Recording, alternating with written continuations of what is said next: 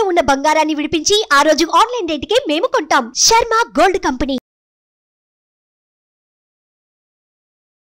అందరికీ నమస్కారం. ముందుగా ప్రేక్షకులందరికీ క్రోధినామ సంవత్సర ఉగాది పండుగ శుభాకాంక్షలు. అయితే ఉగాది పండుగ అనగానే మనందరం కూడా ఈ సంవత్సరం మొత్తం మన రాశి ఫలాలు ఎలా ఉన్నాయి, ఈ సంవత్సరంలో మనకి ఆదాయం ఎంత ఉంది, వ్యయం ఎంత ఉంది, ఇవన్నీ కూడా డీటెయిల్డ్గా తెలుసుకోవాలని చాలా ఇంట్రెస్ట్గా వెయిట్ చేస్తూ ఉంటాం కదా.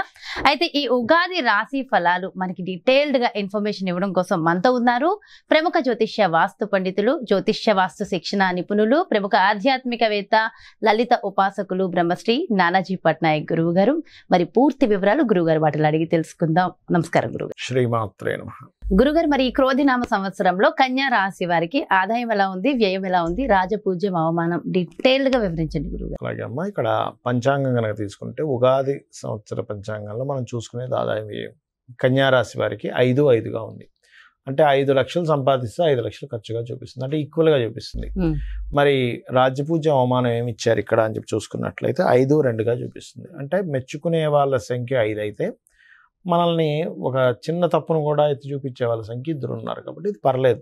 కాకపోతే ఇక్కడ ఆదాయం పెంచుకోవాలి. అది 5-2 కాబట్టి నో ప్రాబ్లం. బట్ ఇక్కడ ఆదాయం పెంచుకోవాలి అంటే ఏం చేయాలి, అసలు ఎలా ఉంది గ్రహస్థితి అని చెప్పి చూసుకున్నట్లయితే వీళ్ళకి మే మాసం వరకు కూడా గురుబలం 2వ స్థానాన్ని చూస్తుంది. మే దాటితే గురుబలం పక్కకి వెళ్తుంది.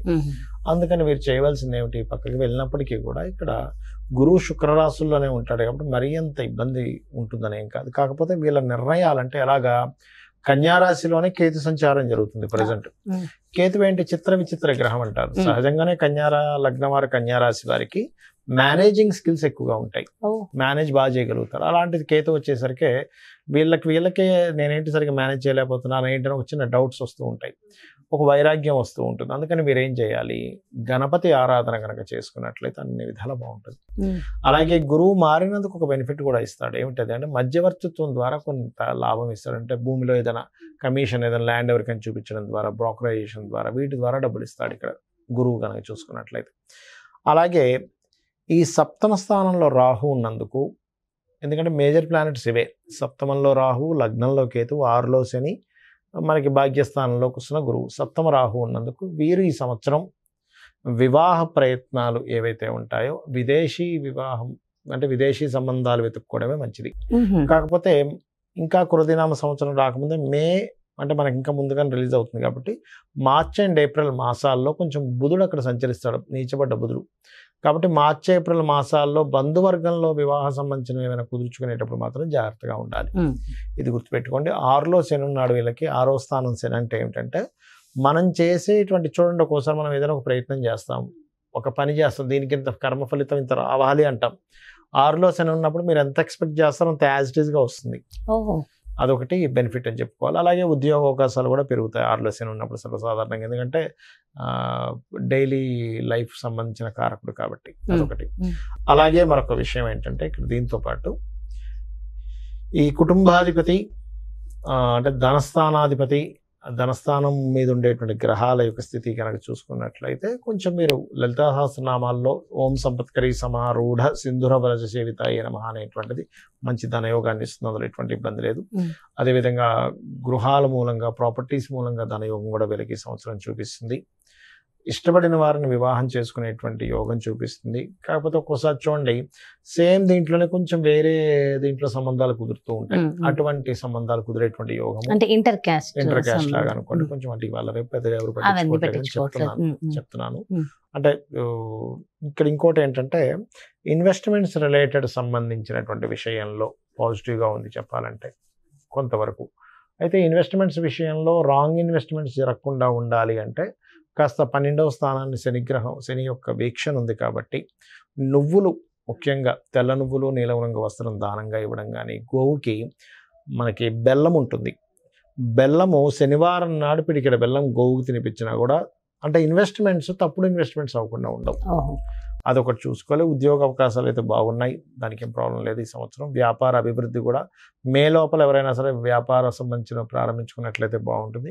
ఒకవేళ మే లోపల కుదరలేదు అనుకోండి, ఉదాహరణకి మరలా అక్టోబర్ నుంచి మిడిల్ ఆఫ్ ది అక్టోబర్ నుంచి ప్రారంభించుకోవచ్చు కావాలంటే. వీరికి ఈ యోగాలు ఉన్నాయి. కాకపోతే ఒకటే, లగ్నంలో కేతు ఉన్నందుకు ఉదయం నిద్రలేచిన వెంటనే కాస్త గణపతిని ధ్యానించుకున్నట్లయితే అన్ని విధాలా బాగుంటుంది, ఎటువంటి ఆటంకము ఉండదు. అదేవిధంగా వెంకటేశ్వర స్వామి ఆరాధన ఎక్కువగా చేయాలి. ఆలయ దర్శనం కూడా చేయాలంటారా? ఆలయ దర్శనం అంటే ఒకటేనమ్మా, ఇక్కడ అమ్మవారి ఆలయ దర్శనం చేసుకోవడం మంచిది. అలాగో వీళ్ళకి 9వ స్థానంలో గురువు ఉన్నాడు కాబట్టి దర్శనాలు చేస్తారు వీళ్ళు ఖచ్చితంగా. దేవతారాధన, దేవతా సంబంధించిన దర్శనాలు ఎక్కువగానే చేస్తారు వీళ్ళు. ఓకే, సో ఓవరాల్ గా కన్యా రాశి వాళ్ళకి కూడా చాలా బాగుంది గురుగారు, చాలా సంతోషం గురుగారు. అయితే ప్రపంచ వ్యాప్తంగా, దేశ వ్యాప్తంగా మొత్తం ఎలా ఉండబోతుంది అంటారు ఈ సంవత్సరం? ఒకటేనమ్మా, క్రోధినామ సంవత్సరానికి అధిపతి ఎవరు, అంటే ఈ సంవత్సరానికి రాజు ఎవరు అనేటువంటిది తీసుకుంటే కుజుడు అవుతాడు. కుజుడు అంటే ఫైటింగ్, గొడవలు, ఉద్యమాలు, యుద్ధాలు, వీటికి కారకుడు అనమాట కుజుడు. అందుకని అటువంటి వాతావరణం కనిపిస్తుంది. అయితే లక్కీ ఏంటంటే కాలసర్ప దోషం నుంచి గురువు బయట ఉన్నాడు, అది కొంత సేఫ్ ఇస్తుంది. బట్ ఏదైనా కానీ కొంచెం యుద్ధ సంబంధంగా, అంటే రాజులకి ఇప్పుడు చూడండి అప్పటిదాకా అక్కర్లేదు, మనకి ఫిబ్రవరి నుంచే స్టార్ట్ అయింది దాని ప్రభావం. ఎందుకంటే ఈ రవి మనం జనవరిలో మనం చెప్పుకున్నప్పుడు కూడా చెప్పుకున్నాం, కొంచెం ఈ సమయంలో కొంచెం ఈ బాంబు పేలుళ్ళని, లేకపోతే ఈ గొడవలని, కొంచెం ఈ యుద్ధ నౌకల్ని ట్రాప్ చేయడం అని, లేకపోతే అంటే నౌకా దళాల మీద, లేకపోతే నౌకల మీద, అంటే జలరాశుల్లో కుజుడు శని ఉన్నారు కాబట్టి నౌకల మీద అంటే దాడి చేయడం, దాన్ని హైజాక్ చేయడం లాంటివి ఉంటాయని చెప్పుకున్నాం లాస్ట్ టైం. అట్లాంటివే జరిగింది ఈ మధ్య అంతా కూడా. అంటే ఏమిటి, ఈ సంవత్సరం ప్రత్యేకంగా కొంతవరకు ఈ యుద్ధ సంబంధించినటువంటి ఈ మనం ఊహించినటువంటి మార్పులు అనేకమైన జరుగుతాయి. అంటే అసలు లాస్ట్ మినిట్ వరకు ఇది మారదు, ఇలాగే జరుగుతుంది అనుకుంది, అది సడన్ గా మార్పు వచ్చేస్తుంది. అసలు ఎవరు ఎక్స్పెక్ట్ కూడా చేయరు, అసలు ఇలా జరుగుతుందా, ఇలాంటివి కూడా జరుగుతుంది అసలు ప్రపంచంలో అన్నట్టుగా జరుగుతుంది. అన్ని మార్పులు ఏదైనా కావచ్చు. అంటే టెక్నికల్ గా హై లెవెల్లో మార్పులు చూస్తాము, రాజకీయంగా హై లెవెల్లో మార్పులు చూస్తాము, గుర్తుపెట్టుకోండి. అసలు మోసాల లెవెల్లో కూడా హై లెవెల్లో మార్పులు చూస్తాం. సో కాస్త కేర్ఫుల్ గా ఉండాల్సిన సమయం because of Saturn Mars combination అలాంటిది. అందులో పర్టికులర్ గా మే వరకు ఈ జాగ్రత్తలు తీసుకోవాలి, మెయిన్గా మే వరకు. అదొకటి. ఇక మిగతా అంశాలు కనుక చూసుకుంటే కనుక, అంటే వీళ్ళు మరి ఇప్పుడు ఈ యుద్ధ సంబంధించిన ఇవన్నీ అనుకున్నాం కదా, మరి రకరకాల దేశాల్లో మన ఇండియన్స్ ఉంటారు, అందరూ కూడా మనుషులే కాబట్టి వీళ్ళెవరూ కూడా ఇబ్బంది పడకుండా ఉండాలి అంటే ఒకటే గుర్తుపెట్టుకోండి, కాలభైరవ అష్టకము, కాళికాదేవి యొక్క స్తోత్రాలు, కాలభైరవ అష్టకం కానీ, నృసింహస్వామి యొక్క స్తోత్ర పఠనం చేయడం కానీ, ఆంజనేయ స్వామి యొక్క ఆరాధన చేయడం కానీ, ఇవి గనక చేయగలిగితే, లేదా మీకు దగ్గరలో గోశాల ఉంది, గోవులకు కాస్త బెల్లము, అదేవిధంగా నువ్వులు కాదు సారీ బెల్లము మరియు క్యారెట్లు, నువ్వులు తినిపించకూడదు, పొరపాటు నువ్వులు అన్నాను, నువ్వులు అస్సలు తినిపించకూడదు, బెల్లము క్యారెట్స్ తినిపించాలి. నువ్వులు దానం మాత్రమే ఇవ్వాలి. చాలామంది అంటుంటారు, ఏమంటే నువ్వులు మేము తినిపించాలా అని అడుగుతూ ఉంటారు, ఏది పురోహితుడు తీసుకోవట్లేదని. ఎందుకంటే అమ్మ అది ఏదైనా మనకి ప్రెగ్నెన్సీతో ఉందనుకోండి, దాని ప్రెగ్నెన్సీ ఇచ్చినవ్వడం వల్ల మరింత దోషం ఏర్పడుతుంది. కాబట్టి ఇది జాగ్రత్త తీసుకోవాలి.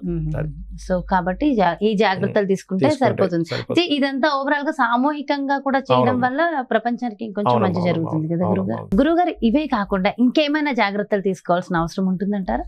జాగ్రత్తలు అంటే ఏం లేదమ్మా, ఒకటి గుర్తుపెట్టుకోండి, నేను చెప్పేది ఒకటే, మనకి ఎప్పుడైనా సరే గ్రహస్థితిలో ఎలాగున్నా, అంటే మన జాతకం ఎలా ఉంది, వాస్తు ఎలా ఉంది, ఇవన్నీ ఎలాగున్నా, నేను చెప్పేది ఒకటే, అమ్మవారిని గనక మనం ఆశ్రయించినట్లయితే ఇవన్నీ కూడా పక్కకు పోతాయి. అయితే మరి ఈ శాస్త్రం ఎందుకు ఇచ్చింది అమ్మవారు? ఈశ్వరుడే స్వయంగా కూడా జ్యోతిష్ శాస్త్రాన్ని ఇచ్చాడు కదా, మనం చెప్పుకుంటూ ఉంటాం కొన్ని వాటిల్లో, మహర్షుల ద్వారా మనకు అందించాడని. మరి ఆ పరమేశ్వరుడు ఎందుకు అందించాడంటే మనకు ఒక జాగ్రత్త చూసుకోవడానికి, ఒక రూట్ మ్యాప్ లాగా మనం ఒక తయారు చేసుకుంటున్నాం. ఏది, ఏ రూట్లో ఎక్కడ ట్రాఫిక్ ఉంది, ఎక్కడ ఏది ఉంది అన్ని తెలుసుకుని దాన్ని బట్టి వెళ్తున్నాం కదా. అలాగే మనకు భగవంతుడే ఈ యొక్క జ్యోతిష్ శాస్త్రాన్ని అందించాడు. దీనివల్ల ఏమిటి, మనం మన జన్మజాతకం కూడా చూసుకోవాలి. అంటే మన జన్మజాతకంలో లగ్నబలం ఎలా ఉంది, ధనం ఏ మార్గంలో వెళ్తే మనకు ధనం సంపాదిస్తాము, ఏ రకంగా ప్రయత్నిస్తే మన ప్రయత్నాలు సఫలీకృతం అవుతాయి, ఏ దిశలో ఉంటే మనకి బాగుంటుంది, సంతాన అభివృద్ధి ఎందుకు అవ్వట్లేదు, వివాహం ఎందుకు అవ్వట్లేదు, మన జన్మజాతకంలో ఉంటుంది. అంటే ఏ సమయంలో వివాహం చేసుకుంటే బాగుంటుంది, అదేవిధంగా మనకి ఏ వృత్తుల్లో బాగుంటుంది, ఏ వ్యాపారాల్లో బాగుంటుంది, ఎందులో ఎప్పుడు ఇన్వెస్ట్మెంట్ చేస్తే మంచిది, ఎప్పుడు ఇన్వెస్ట్మెంట్ చేయకూడదు అనేటువంటి అన్ని విషయాలు ఉంటాయి. మీకు అనిపిస్తుంది మరి ఇవి అన్నీ మన జన్మజాతకంలో ఉంటాయి, మనం మరి ఈ గోచార ఫలితాలు ఇవన్నీ ఎందుకు చెప్పుకుంటున్నాం అంటే ఒకటే గుర్తుపెట్టుకోండి అమ్మా. ఇప్పుడు మీరు షూటింగ్కి వచ్చారు కదా, నార్మల్గా మీ ఇంటి నుంచి ఇక్కడ 40 నిమిషాలు అనుకోండి కార్లో రావడానికి, అదే ట్రాఫిక్ జామ్ అయితే 1.5 అవర్ కూడా పెట్టేస్తుంది కదా. అంటే ఏమిటి, గంటలోనో 40 నిమిషాల్లోనో వస్తాననేది మీరు ఏం చెప్తారు, గంటన్నర పడుతుందండి అంటారు. అంటే మీ కారు మీరు మీ మీ మీ డ్రైవర్ కానివ్వండి, మీరు ఓన్గా డ్రైవ్ చేసుకున్నా మీ కారు అదే రోడ్ అయినా కూడా మరి ట్రాఫిక్ ఉన్నప్పుడు ఏమో ఎక్కువ టైం పడుతుంది, ట్రాఫిక్ లేనప్పుడు హాఫ్ అన్ అవర్లో రాగలుగుతున్నారు. అంటే దాని అర్థం ఏమిటి, సమయం బయట ఉండే వాతావరణం కూడా మనకు సహకరిస్తేనే మనం సమయానికి వెళ్ళగలం. అలాగే గోచారం అనేటువంటిది ఏంటంటే ఇప్పుడున్న గ్రహస్థితి, ఇప్పుడుండే గ్రహస్థితి ఏ విధంగా ఉంది, పరిస్థితులు ఎలా ఉన్నాయి అనేది చెప్పేదే గోచారం. సో ఈ సంవత్సరం ఈ విషయాలు ఇలా ఉంది కాబట్టి నువ్వు ఈ రెమెడీ చేసుకో, నీ జన్మజాతకం కూడా చూసుకో, ఈ రెండు కలుపుకో. జ్యోతిష్య పండితులు ఉన్నదే అందుకు. ఇంకోటి ఏంటి, నేను ఒకటే చెప్తా, నా జాతకం ఎలా ఉంది, నా దశ ఎలా ఉంది, పాడైపోయింది ఏం పెట్టుకోకండి, అమ్మవారిని నమ్ముకోండి, అమ్మవారి అంతా దారి చూపిస్తుంది మనకి. ఎలా ఉన్న జాతకం ఎలా ఉన్నప్పటికీ ఎలా ఉన్నా అమ్మవారు చూపిస్తుంది. ప్రధానం అంటారు. అమ్మని చేయి పట్టుకుంటే తిండి కొదవ ఎలా ఉండదో, అమ్మవారిని పట్టుకుంటే వాడికి దేనికి కొదవ ఉండదు. ఎంతో చక్కగా చెప్పారు గురుగారు. అంటే ఎంతో ఒక ధైర్యం, ఒక మోటివేషన్ అంతే కదా. అమ్మని పట్టుకున్న వాడికి తిండి కొదవ ఉంటుందా? ఏమి ఉండదు, అమ్మాయి చూసుకుంటుందండి. అలాంటిది అమ్మవారిని పట్టుకుంటే దేనికి కొదవ ఉంటుంది చెప్పండి. ఎంతో ఎంతో చక్కగా, ఎంతో చక్కటి ధైర్యాన్ని, స్థైర్యాన్ని అందించారు. థ్యాంక్ యూ సో మచ్ గురువు గారు. నమస్కారం. శ్రీమాత్రే నమః. సో చూసారు కదండి, మరి ఇది క్రోధినామ సంవత్సరంలో మీ యొక్క రాశి యొక్క ఫలితాలు పూర్తిగా ఎంతో చక్కగా వివరించారు కదా గురువు గారు. మరో చక్కటి ప్రత్యేకమైన కార్యక్రమంతో మళ్ళీ మీ ముందుకు వచ్చేస్తాను. మరి అదేవిధంగా మీ యొక్క జాతకానికి సంబంధించి కానీ, లేదంటే మీ ఇంటి వ్యాపార వాస్తుకు సంబంధించి కానీ గురువు గారిని సంప్రదించాలి, అపాయింట్మెంట్ కావాలి అనుకుంటే క్రింద డిస్ప్లే అవుతున్నటువంటి నెంబర్స్ కి కాల్ చేయండి. నమస్కారం. సుమన్ టీవీలో మీ పర్సనల్ అండ్ బిజినెస్ ప్రమోషన్స్ కోసం కింది నెంబర్ కి కాంటాక్ట్ చేయండి.